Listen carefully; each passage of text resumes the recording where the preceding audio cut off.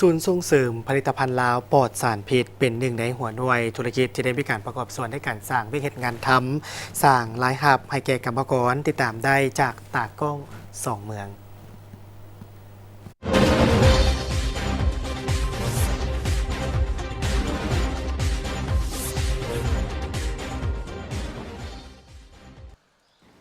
การส่งเสริมเวียกเฮ็ดงานทำเป็นหนึ่งนโยบายของรัฐบาลเพื่อสร้างงานสร้างอาชีพสร้างรายรับและก้าวไปสู่การยกระดับชีวิตการเป็นอยู่ให้นับมือนับดีขึ้นและหนึ่งในนั้นแมนศูนย์ส่งเสริมผลิตภัณฑ์ลาวปลอดสารพิษซึ่งปัจจุบันมีพนักงานกรรมกรเฮ็ดเวียก20 คนนับแต่มือสร้างตั้งจนถึงปัจจุบันศูนย์แห่งนี้ได้สร้างโอกาสให้คนลาวจำนวนหนึ่งมีเวียกเฮ็ดงานทำนอกจากเงินเดือนเริ่มต้น5 ล้านกีบแล้วศูนย์ยังได้ปฏิบัตินโยบายสวัสดิการต่อพนักงานกรรมกรตามระเบียบกฎหมายแรงงานของสาธารณรัฐประชาธิปไตยประชาชนลาววางออกมือหนึ่งเฮ็ดเวียก8 ชั่วโมงพร้อมนั่นยังมีนโยบายต่างๆเช่นมีเงินอุดหนุนเวลาเจ็บเป็นการกวดสุขภาพลาพักเกิดลูกและสวัสดิการอื่นๆและในโอกาสที่ว่าวันที่1 เดือน5คือวันกรรมกรสากลนี้ก็มีหลายประเทศก็มีการเฉลิมฉลองแต่เขาก็โรงงานพวกเขาก็มีไอ้น้องกรรมกร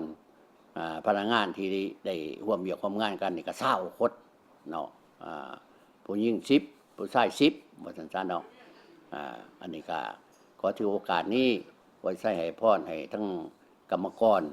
ลาวทุกทั่วหน้าพร้อมกันออกแห้ง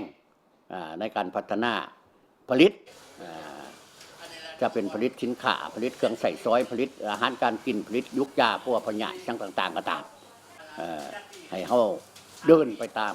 แนวทางนโยบายของพรรคที่ว่าพึ่งตนเองกุ้มตนเองสร้างความเข้มแข็งโดยตนเองอันนี้เป็นทิศนำอันใหม่อันนึงแต่ว่าแมนตั้งแต่เขาปลดปล่อยมาผลประกอบมีทิศแล้วแต่ว่าในนี้บางเทื่อเขากะละเลิงไปแล้วเนี่ยเพิ่นมาปุ๊กเริ่มขึ้นใหม่เขาจะต้องพึ่งตนเองกุ้มตนเองสร้างเศรษฐกิจเอกราชเป็นเจ้าตนเองอันนี้แหละมันถือว่าเขาก็เฮียงห้องให้ชนชั้นกรรมกรเขาบื้นขึ้น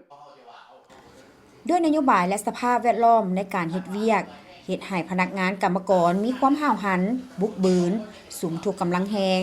กำลังใจเข้าในการผลิตเพื่อให้ผลิตภัณฑ์ของศูนย์เพิ่มขึ้นทางปริมาณและคุณภาพอันนี้ขอบคุณใจนำโทรภาพเฮาเนาะที่มาสัมภาษณ์มื้อนี้เนาะเรื่องความหมายความสำคัญของวันกรรมกรเฮานี้เนาะกระบมการเรื่องเป็นวันหนึ่งที่สำคัญเนาะเพราะให้พวกออกแรงงานให้เฮ็ดเวียกตามหน้าที่ของตนเนาะให้รอหน้าที่ตามของตนที่เพิ่นได้มอบหมายให้เนาะไอ้น้องกรรมกรเฮาฉะนั้นไอ้น้องกรรมกรเฮาทุกคนวันนี้เนาะขอให้มีสุขภาพแข็งแรงและมีพลามัยอันสมบูรณ์เนาะทั่วประเทศหลายภาษาเชียไอ้น้องกรรมกรเฮาขอให้มีอายุมั่นขวัญยืนเนาะและเฮ็ดเวียกนำหน้าที่ให้หลอดหน้าที่ตามที่ว่าตนเองได้เฮ็ดมาผ่านมาให้ได้ผลสำเร็จดูน้ำเพลินทุกอย่าง